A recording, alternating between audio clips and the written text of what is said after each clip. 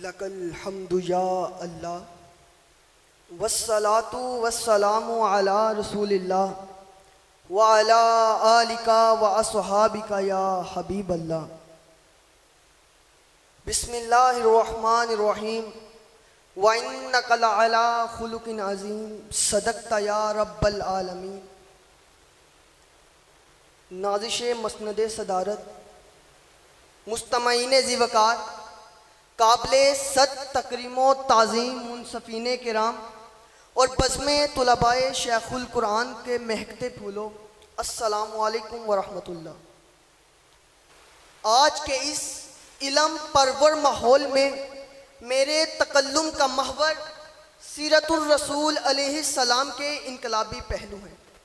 جناب والا، میں ماضی کے جھروکوں پہ نظر ڈالتا ہوں، کیا دیکھتا ہوں کہ ہر طرف اندھیرا ہی اندھیرا ہے۔ صدر علی وقار، آسمان ہے بے نور سا، تارے ہیں لیکن بجھے بجھے سے، آفتاب ہے لیکن ڈوبا ڈوبا سا، عقلوں پر پتھر پڑے ہوئے ہیں، دل اجڑے ہوئے ہیں، گویا خزانے بہاروں کو لوٹ کر چمن ویران کر دیا کہ اچانک میرے رسالت مآب علیہ السلام اس کائنات میں جلوہ گر ہوتے ہیں۔ وہ ہستی اس کائنات میں تشریف لاتی ہے جنہیں پیغمبر انقلاب بنا کر بھیجا گیا۔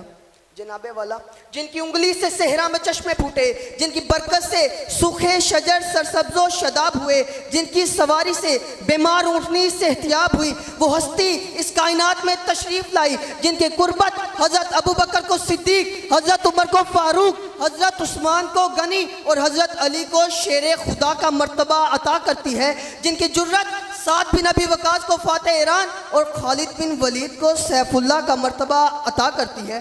جناب والا، وہ ہستی اس کائنات میں تشریف لائی جن کا روز اولی سے انتظار تھا، جن کے لیے سارا جہاں بے قرار تھا، جنہوں نے کائنات کو ایسا نظام حیات بخشا جس پہ عمل کر کے تمام کائنات امن و سلامتی کا گہوارہ بنی۔ کیسا گہوارہ؟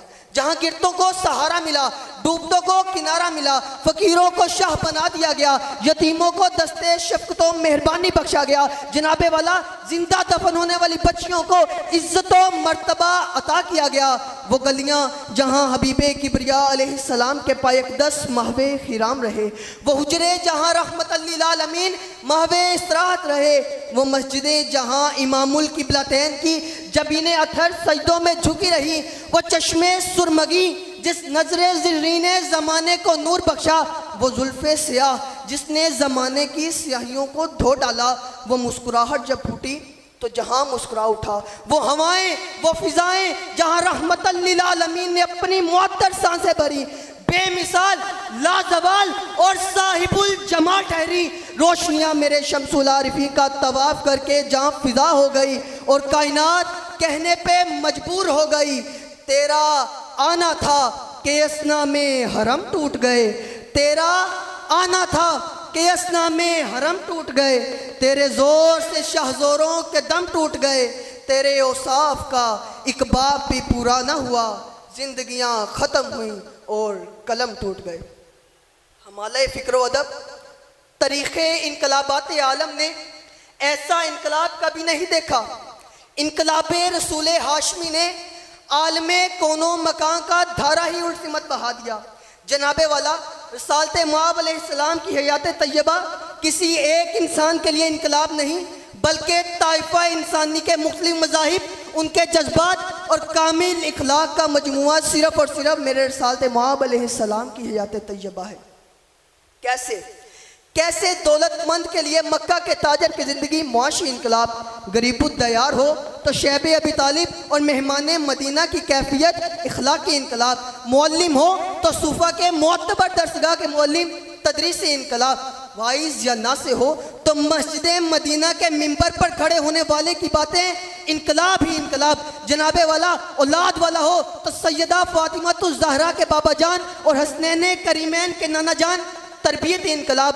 یتیم ہو تو سیدہ آمینہ اور حضرت عبداللہ کے لخت جگر، تربیتی اخلاقی انقلاب، الغرض انقلاب ہی انقلاب۔ مجھے انقلاب نظر آتا ہے جب ثمامہ جیسے کافر کو بھی نور ایمانی سے منور کر دیا جائے تو انقلاب برپا ہوتا ہے۔ مجھے انقلاب نظر آتا ہے جب فتح مکہ کے موقع پر آپ معافی کا مجدہ سنا کر حسن سلوک انسانی کو معتبر کر دیا جائے تو انقلاب برپا ہوتا ہے۔ انقلاب برپا ہوتا ہے جب میرے آقا پر کشور کشا فاتح کا شیبہ ہے اور پیغمبرانہ معصومیت یہ سامنے جلوہ گر ہوتے ہیں تو انقلاب برپا ہوتا ہے۔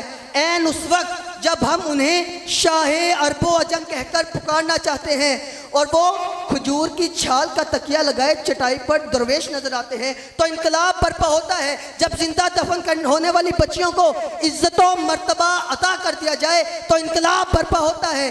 مجھے انقلاب نظر آتا ہے جب عین اس وقت جب ہم انہیں شاہ عرب و عجم کہہ کر پکارنا چاہتے ہیں اور میں انہیں امت کے لیے سجدوں میں روتا دیکھتا ہوں تو پھر عاشق صادق کی روح پکار پکار کر زمانے والوں کو یہ پیغام دیتی ہے کہ اللہ کی سرتاب بقدم شان ہے یہ، اللہ کی سرتاب بقدم شان ہے یہ، انسان نہیں انسان وہ انسان ہے یہ۔